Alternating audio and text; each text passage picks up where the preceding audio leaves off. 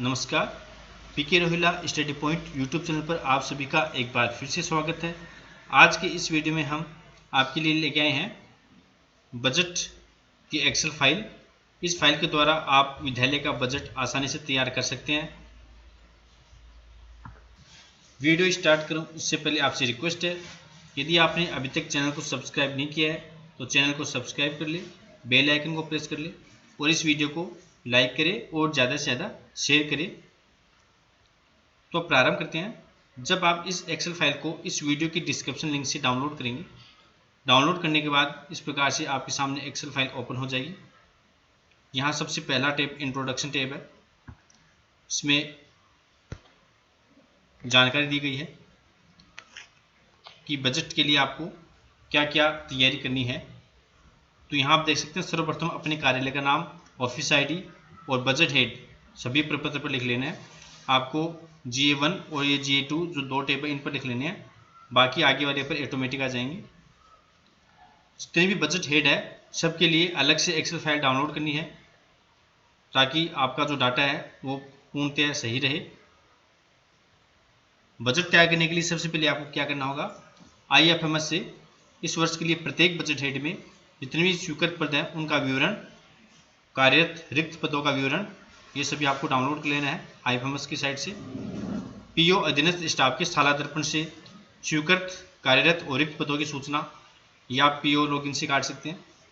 इसके अलावा गत वर्ष प्रस्तुत किए गए बजट की ऑफिस कॉपी, पिछले वर्ष का जो बजट आपने प्रस्तुत किया था उसकी कॉपी आपको पास रखनी है ताकि आप आसानी से डेटा उसमें फीड कर सके। और सभी हेड के जो एक्सपेंडिचर है वास्तविक व्यय के आंकड़े वो राजकोष से प्रिंट लेने हैं 3 अवधियों की। सबसे पहली अवधि रहेगी 1 अप्रैल 23 से 31 मार्च 2024 तक की, फिर 1 अगस्त 23 से 31 मार्च 24 तक, और फिर 1 अप्रैल 24 से 31 जुलाई 24 तक का जो व्यय है। ये तीनों आपको प्रत्येक हेड के और सभी हेड जो सब हेड है उनके डाउनलोड कर लेने हैं। जैसे संवेतन है वेतन के लिए, इसके अलावा और भी यदि आपके कार्यालय व्यय, यात्रा व्यय है तो उन सभी के एक्सपेंडिचर आपको डाउनलोड कर लेने हैं। उसके बाद चालान फाइल जिसमें 23-24 और 24-25 के चालान हो, और सेवानिवृत्त होने वाले कार्मिकों की सूची, बकाया TA मेडिकल बिल, नामांकन सूचना सालादर्पण से, संस्थापन सूचना, वेतन बिल की इनर शीट मार्च 24 की और जुलाई 24 की इंक्रीमेंट के बाद वाली। इसके अलावा वर्दी एवं बोनस भुगतान कार्मिकों की सूची भी तैयार रखनी है। ये सब अपन गणना कर लेंगे। तो ये यहाँ आपको आवश्यक जानकारी दी गई है। अब इसमें जो अगला टैब है GA1 नाम से है, यहाँ से आप बजट किस प्रकार से यहाँ इसमें कार्य करेंगे एक्सेल शीट में आपको मैं बता देता हूँ। सबसे पहले आपको यहाँ सबसे ऊपर अपने स्कूल विद्यालय का नाम लिख लेना है। उसके बाद बजट हेड लिख लेना है, आप कौन से बजट हेड में का बना रहे हो, जैसे 220202 109 2701 नॉन प्लान का है। अपनी ऑफिस ID आप यहाँ लिख सकते हैं। इसके बाद यहाँ नेम ऑफ स्कूल में स्कूल का नाम। अब यहाँ 1 नंबर में नेम ऑफ एम्प्लॉय, यहाँ सबसे ऊपर तो आपको गजिटेड जो एम्प्लॉय है आपके इस हेड में, ये जो नॉन प्लान का हेड है इसके अंदर जितने स्वीकृत पद है आपके गजिटेड की, प्रिंसिपल, व्याख्याता, वाइस प्रिंसिपल, तो वो आपको यहाँ उनके यहाँ नाम लिख लेना है। यदि पोस्ट वैकेंट है तो आपको वैकेंट लिख देना है। यहाँ पे वैकेंट लिखने के बाद उसका पोस्ट का नाम, पेरेंट्स और उसका पे मैट्रिक्स ये लिख के छोड़ देना है। और यदि कार्यरत है तो उसकी पेरेंट्स, पे मैट्रिक्स लेवल, और उसके बाद मार्च 2025 को वेतन, यानी जुलाई 2024 का मान सकते हैं आप। इंक्रीमेंट लगने के बाद जो वेतन है नया वो यहाँ आपको फिट करना है। केवल यहाँ आपको ये जो कॉलम है, हेडिंग है ना, ये H वाला कॉलम है, यहाँ आपको केवल बेसिक बननी है जुलाई 2024 की। उसके बाद इन आगे के कॉलम में आपको कुछ नहीं करना है, स्वतः गणना हो जाएगी ऑटोमेटिक, आपको कुछ भी नहीं करना है। यहाँ आपको केवल जुलाई का वेतन बनना है बेसिक, और जो लास्ट का कॉलम है ये N वाला जून 2024, यहाँ जून 2024 इंक्रीमेंट लगने से पहले वेतन, केवल ये दो आपको फिल करने हैं। फिल करने के बाद ऑटोमेटिक सारा डाटा आपका ऑटोमेटिक तैयार हो जाएगा। और यहाँ आप देख लीजिए टोटल GO गजिटेड ऑफिसर का जितना भी टोटल है वो यहाँ आपकी हो जाएगा। इसी प्रकार से इसी हेड में यदि नॉन गजिटेड का रहता है तो उनके नाम और पद उसी प्रकार से लिख के पे मैट्रिक्स, और उसी प्रकार से आपको यहाँ जनवरी, यहाँ पर जुलाई 2024 का वेतन बेसिक, और यहाँ जून 2024 का बेसिक यहाँ आपको लिखना है। और सब कर्मचारियों को लिखने के बाद और ऑटोमेटिक यहाँ अंत में एनजीओ का टोटल, उसके बाद जीओ और एनजीओ, गजेटेड और नॉन गजेटेड दोनों का ग्रैंड टोटल यहाँ हो जाएगा। आपकी पहली शीट जो G1 है महत्वपूर्ण प्रपत्र है वो बनकर तैयार हो जाएगा। आपको कुछ नहीं करना, केवल नाम वगैरह भरने हैं और ये दोनों जो बेसिक है जून 2024 की इस कॉलम में और जुलाई 2024 की इस कॉलम में आपको भरनी है और आपका ये G1 प्रपत्र तैयार हो जाएगा। फिर इसी के नीचे अगला है पार्ट बी। इसके अंदर भी आपको करना कुछ नहीं है, अधिकारी, योग, कर्मचारी ये सब ऑटोमेटिक आ जाएगा। डीए वगैरह सब कैलकुलेशन ऑटोमेटिक है, आपको कुछ नहीं करना है। यदि कोई एरियर है, महंगाई भत्ता डीए का एरियर है, डीए जितना परसेंट मिला है वो कैलकुलेट करके आपको यहाँ बजट उसमें बिल में से देख सकते हैं। आप जो बिल है आपका, जो बिल बनाते हो आप, तो उसमें इस जैसे नॉन प्लान का ये बजट हम बना रहे हैं तो नॉन प्लान में जितना डीए एरियर उठा है उसमें अमाउंट आप देख सकते हो, ग्रॉस अमाउंट, वो यहाँ पे आप डीए की फिल कर सकते हैं। केवल 2024-25 में यहाँ पे आपको फिल करनी है। इसी प्रकार से एसीबी का एरिया यदि कोई उठा है किसी का तो बिल में से आप देख के और यहाँ फिल कर सकते हैं। इसके अलावा मकान किराया भत्ता, इसके लिए आपको करना क्या है, यहाँ आप देखते हैं साइड में HRA लिखा हुआ है और यहाँ 9 लिखा हुआ है। तो HRA आपको कितना परसेंट मिल रहा है, किसी ने सवाल किया था कि मैंने पिछली बार 9% से बनाया था, कईयों के 18% लगता है। तो यहाँ आपका जितना भी HRA मिल रहा है वो यहाँ फिल करेंगे, उस हिसाब से कैलकुलेशन ऑटोमेटिक हो जाएगी। आपको किसी का 18% उठा है तो आप यहाँ 18 लिखते ही 18% के हिसाब से यहाँ कैलकुलेशन हो जाएगी। किसी का 9 है तो 9 के हिसाब से हो जाएगी, कोई दिक्कत नहीं है। समर्पित है, समर्पित के लिए भी ऑटोमेटिक कैलकुलेशन, आपको कुछ नहीं करना है। बोनस के लिए इस हेड में कितने कार्मिक योग्य है, गजेटेड तो योग्य होते नहीं है आपको पता है, नॉन गजेटेड में जितने भी कार्यरत हैं उनमें कौन कौन से योग्य है,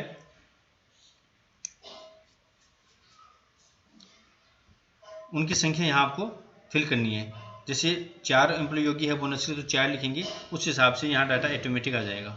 यदि 6 है तो आप यहाँ 6 भरेंगे और डाटा ऑटोमेटिक आ जाएगा यहाँ बोनस का भी। किसी का फिक्स वेतन है तो लिख सकते हैं, खाली छोड़ सकते हैं। संविदा कार्मिक खाली छोड़ सकते हैं। योग भत्ता संवेतन ऑटोमेटिक आ जाएगा। यात्रा व्यय, इस दौरान यदि कोई खर्च हुआ है तो आप यहाँ लिख सकते हैं। आगामी के लिए कोई आपको प्रावधान है तो यहाँ लिख सकते हैं। इनका योग ऑटोमेटिक हो जाएगा। इस प्रकार से पहली शीट है ये, ए और बी दोनों तैयार हो जाएगी। अगली शीट GA1 एडिट मोड लिखी हुई है, इसमें आप GA1 का ही है, इसमें आप बदलाव करना चाहते हैं इसमें कर सकते हैं। ऐसी कॉपी करके आपको अलग से बिना फॉर्मूले के चाहिए तो आप कर सकते हैं।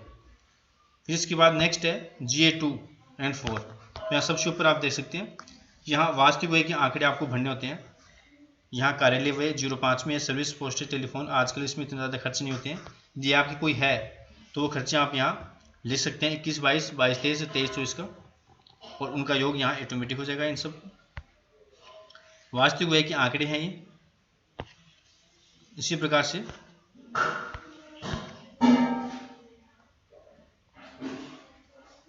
जैसे एग्जाम्पल के लिए यहाँ मैंने पिछले साल की बजट फाइल आपको दिखाई है, एग्जाम्पल के लिए दिखाई है। जैसे स्टेशनरी में 20-21 में इतना खर्च हुआ था हमारे, 21-22 में इतना, 22-23 में इतना। इसी प्रकार से अनुमान हमने ये लिख दिया, और 22 से मार्च 23 तक का खर्च ये था, अप्रैल 23 से जुलाई में कोई खर्च नहीं था, टोटल ये खर्च हो गया। और आगामी संभावित हमारा अनुमान ये है, और अगले वर्ष के लिए अनुमान ये है। या इस प्रकार से आप फिल कर सकते हैं, योग ऑटोमेटिक हो जाएगा। प्रयोगशाला में भी हेड में इसी प्रकार से, पुस्तकालय में यदि आपने कोई खर्च किया, जैसे हमारी प्रयोगशाला में हमने ये 25,000 रुपये मंगाए थे, उनमें से 24,730 यहाँ खर्च किए थे, तो यहाँ हमने लिख दिए हैं। इसी प्रकार से वर्दी के जितने भी अमाउंट 3600 आते हैं, ये 2 कर्मचारी थे हमारे लिए, इसलिए 1836 हो गए, तो वो हमने लिख दिया है।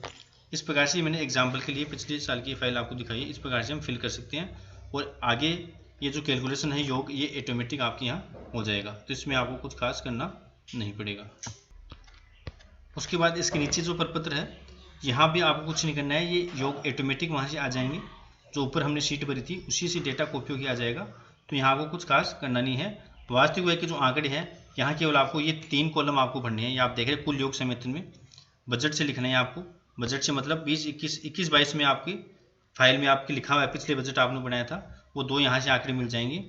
और यहाँ जो ये तीसरा है, ये यहाँ पे 23-24 का, तो 23-24 में आपको मैंने हिंट दे रखा है, यहाँ कमेंट में आप देख सकते हो कि अप्रैल 22 से मार्च 23 तक का। तो यहाँ एक साल आपको आगे बढ़ा देना, कमेंट मैंने चेंज नहीं की है कि अप्रैल 23 से मार्च 24 तक का ओनली संवेतन का ये आपको टोटल यहाँ पे लिखना है, यानी अप्रैल 2023 से मार्च 2024 का संवेतन का टोटल, ये राजकोष से जो एक्सपेंडिचर आप डाउनलोड करते हैं वहाँ अप्रैल 23 से और मार्च 24 तक का जो भी खर्च हुआ है वो यहाँ आपको इसमें फिल कर लेना है। उसके बाद यहाँ आपको कुछ नहीं करना है, ये कैलकुलेशन ऑटोमेटिक होगी, बाकी सभी कैलकुलेशन है ये ऑटोमेटिक होगी, आपको कुछ नहीं करना है। तो ये शीट भी आपकी तैयार है। उसके बाद नेक्स्ट शीट ये एक्सपेंडिचर नाम से है, तो यहाँ व्यय का विवरण है। तो यहाँ आप देख सकते हैं 3 है, वही अवधि जो मैंने बताई थी आपको, अगस्त 2023 से मार्च 2024 तक, फिर अप्रैल 23 से मार्च 24 तक और अप्रैल 24 से जुलाई 24 तक।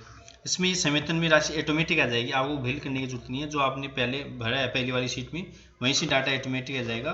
केवल आपको चेक ये करना है कि यात्रा व्यय यदि वे कोई है तो आपको फिल कर लेना है, चिकित्सा व्यय कोई है, कार्यालय व्यय कोई है तो ये आपको अलग कोई बिल है तो आपको फिल कर लेना है और ये इसका टोटल भी ऑटोमेटिक हो जाएगा। किसी भी बजट हेड में आप बनाओ संवेतन का ऑटोमेटिक आ जाएगा, यात्रा चिकित्सा कार्यालय ये आप अपने हिसाब से फिल कर सकते हैं। यदि आपने यात्रा व्यय पहले भरा है तब तो ऑटोमेटिक आ जाएगा, वरना आप यहाँ मैनुअली भी फिल कर सकते हैं। उसके बाद नेक्स्ट शीट है पीएल रिटायरमेंट 2024-25 और 25-26 में जितने भी सेवानिवृत्त होने वाले कार्मिक है उनका डाटा यहाँ आएगा, उनका नाम, पद, जन्म तिथि, रिटायरमेंट डेट और अंतिम तिथि को वेतन और महंगाई भत्ता और उसके बाद उनका कुल योग। महंगाई भत्ता ऑटोमेटिक आ जाएगा, कैलकुलेशन कर रखी है 50% डीए से, और उनका कुल योग आ जाएगा। और यहाँ 24-25 और 25-26 दोनों में यहाँ कैलकुलेशन हो जाएगी। कार्मिक कौन से ईयर में रिटायरमेंट होगा वही आपको रखना है, बाकी दूसरा आपको डिलीट कर सकते हैं उसको। इसके बाद नेक्स्ट है स्वीकृत पदों का विवरण। यहाँ सभी पोस्ट लिखी हुई है, जो पोस्ट नहीं है आप खुद भी लिख सकते हैं। उनका पे लेवल यहाँ आपको लिख लेना है और उसमें कितने पद स्वीकृत है और कितने कार्यरत हैं। कार्यरत में 1 जनवरी 2004 से पहले की नियुक्त है या पश्चात की नियुक्त है, ये भी इसमें सूचना है। उसके बाद रिक्त पदों की सूचना संख्या है, ये आपको यहाँ फिल कर लेनी है। इसके बाद वर्दी है, चतुर्श्रेणी कर्मचारियों, जमादार, प्रयोगशाला सेवक, इनके जितने भी पद स्वीकृत आपको फिल कर लेना है। और पुरुष है महिला है ये लिख के, और बजट में कितनी आवंटित राशि हुई है, कितनी व्यय की है आपने, और या फिर अतिरिक्त मांग राशि है तो यहाँ आप दर्शा सकते हैं। नेक्स्ट है पे डिमांड, महत्वपूर्ण प्रपत्र है बजट में, यह प्रपत्र है, इसे ही सावधानीपूर्वक देखा जाता है ताकि आपकी आगामी वेतन के लिए जो डिमांड है वो आपकी सही हुई या नहीं हुई। तो संवेतन की गणना का मांग पत्र, ये स्कूल का नाम ये आप फिल कर सकते हैं। और यहाँ पे जुलाई 2024 तक का वास्तविक व्यय ये ऑटोमेटिक आ जाएगा, आपको कुछ नहीं करना है क्योंकि आपने पिछली वाली शीट में भर चुका है एक्सपेंडिचर, तो यहाँ इस शीट में ऑटोमेटिक आ जाएगा। अगस्त 24 से मार्च तक ये पूरी कैलकुलेशन ऑटोमेटिक, आपको कुछ नहीं करनी है, केवल आप इसको चेक कर सकते हो और इसमें गलती होने की संभावना बिल्कुल नहीं है। यदि आपने सही से भरा है डाटा तो ये डेटा ऑटोमेटिक आ जाएगा। नेक्स्ट शीट है GA31। GA3 में आप सभी जानते हो चालान का रिकॉर्ड होता है। तो यहाँ अलग अलग अवधि है, जैसे अप्रैल 23 से जुलाई 23 तक की अवधि में यदि कोई चालान बनाए तो चालान संख्या और दिनांक यहाँ लिखना है, और किस में कितनी राशि है, वो चालान प्रवेश का है, टीसी का है या अन्य अध्यय भुगतान की वसूली है, नीलामी से है, वो आपको यहाँ फिल कर लेना है। इसी प्रकार से अगस्त 24 से मार्च 24 की अवधि का, और अप्रैल 24 से जुलाई 24 की अवधि का, और अब जुलाई 24 के बाद यदि आपने कोई चालान जमा करवाया तो उसकी राशि यहाँ GA3 में आपको फिल कर लेनी है। तो ये फॉर्मेट आपकी सुविधा के लिए बनाया गया है, इसको आप आसानी से काम में ले सकते हैं। इसके बाद GA32 है, इसमें भी वास्तविक व्यय के आंकड़े कि आपकी जितने भी वास्तविक आय के आंकड़े हैं 21, 22, 23, 24 तीनों के, यानी शिक्षा फीस, पाठ्य पुस्तकों से आय, नीलामी है, प्रवेश से, टीसी से कितनी आय कौन सी ईयर में हुई है ये आपको फिल कर लेनी है। उसके बाद अगस्त 23 से मार्च 24 की अवधि में कितनी आय प्राप्त हुई है, और अप्रैल 24 से जुलाई 24 तक कितनी प्राप्त हुई है, इसका मैं आपको फॉर्मेट दिखा देता हूँ। यहाँ आप देख सकते हैं मैंने पिछली वाली फाइल का आपको दिखाया है, पिछली वाली बजट फाइल का। तो इस प्रकार से जैसे 21-22 में इतनी आय थी, 22-23 में इतनी थी, जितने भी हमने प्रवेश शुल्क से जो चालान बनाए थे उनसे रिकॉर्ड हमने प्राप्त कर लिया और इसमें फिल कर लिया। उसके बाद अगस्त से मार्च तक का जितना भी डाटा है वो फिल कर लिया। इस प्रकार से ये आप देख सकते हैं सैंपल के लिए जितनी भी राशि हमें प्राप्त हुई है अधिक भुगतानों से कौन सी ईयर में प्राप्त हुई थी। यदि आपकी नहीं हुई है तो आप 0 लिख सकते हैं। नीलामी में हमारे 22-23 में प्राप्त हुई थी, तो ये डाटा आप यहाँ फिल कर सकते हैं। ये एक सैंपल के लिए मैंने आपको पिछले साल का दिखाया है। उसके बाद संविदा कार्मिक, यदि आपकी संविदा में कार्यरत है तो उस कर्मचारी का नाम, पद, मासिक वेतन और जी उसका 12 से गुणा करके आप उनका वेतन, फिक्स वेतन होता है तो उनको 12 से गुणा करके आप अनुमान यहाँ लिख सकते हैं। इसके अलावा स्वीकृत पदों का विवरण ये अलग है। यदि आपकी फॉर्मेट चलता है आपके ब्लॉक में, यदि आप इस प्रकार का भी मांगते हैं तो ये आपको मैंने फॉर्मेट तैयार कर रखा है। प्रिंसिपल से लेके सभी पोस्टें लिखी हुई है, कितनी पोस्ट स्वीकृत है। यहाँ केवल स्वीकृत पोस्ट का विवरण आपको देना है। जैसे प्रिंसिपल की एक पोस्ट है, डब्ल्यू की एक पोस्ट है, तो यहाँ आप उसमें फिल कर सकते हैं, योग ऑटोमेटिक हो जाएगा अंत में। ये स्वीकृत की है। इससे अगली जो सीट है वो वर्किंग की, कार्यरत कितने हैं वो आपको फिल कर लेना है। उससे अगली सीट है वैकेंट, रिक्त पद कितने हैं वो आपको फिल कर लेना है। इसके बाद यहाँ डीएल बना रखिए। इसके बाद विविध आय, पिछली बार इस प्रकार का फॉर्मेट मांगा था विविध आय, तो इस प्रकार से आप फॉर्मेट दे सकते हैं। 23-24 तक की आय, फिर अगस्त 23 से मार्च 24 तक की आय, अप्रैल 24 से जुलाई 24 तक की आय। आय मतलब चालान से जो भी आपने पैसा प्राप्त किया है, फीस का, टीसी का, प्रवेश शुल्क या नीलामी से। तो यहाँ विविध आय में केवल टीसी का लेना है, प्रवेश का लेना है। इसके बाद यहाँ अलग अलग लिखा हुआ है शिक्षा आय, शिक्षा फीस से आय, ये है फीस का, तो वो विविध आय। अन्य आय यदि कोई हो कोई नीलामी से, नीलामी की आय का अलग फॉर्मेट है। या नेक्स्ट ये आप देख सकते हैं नीलामी का है। यदि ये आपके चलते हैं फॉर्मेट तो आप ये भी आप आसानी से काम में ले सकते हैं। मेन जो मैंने शुरू में आपको बताया है बजट के जो फॉर्मेट, ये आपको GA1, GA2 और GA4 और GA3 ये आपको मैंने आसानी से बता दिया। इसमें किसी को समस्या हो तो कमेंट कर सकते हैं। इसमें यदि आपको मैंने अधिकतम संख्या का बनाया है, गजिटेड में 9 कर्मचारी है एक हेड के अंदर और नॉन गजिटेड में 19 है। इतने तो कर्मचारी नहीं होते हैं एक हेड के अंदर ही। यदि आपको कम का चाहिए तो आपको कम का भी मिल जाएगा, आप मुझे कमेंट कर सकते हैं। इसके अलावा ये जो वीडियो की डिस्क्रिप्शन में लिंक है इस फाइल का, एक्सेल फाइल का, इसको जब आप ओपन करेंगे ये गूगल शीट में ओपन होती है। इसको फिर एक्सेल में डाउनलोड कैसे करें उसका वीडियो मैं आपको बता दूंगा। कई क्या करते हैं कि वहीं पे उसमें फिल करना लग जाते हैं डाटा, तो वहाँ सही से अपडेट नहीं होता है।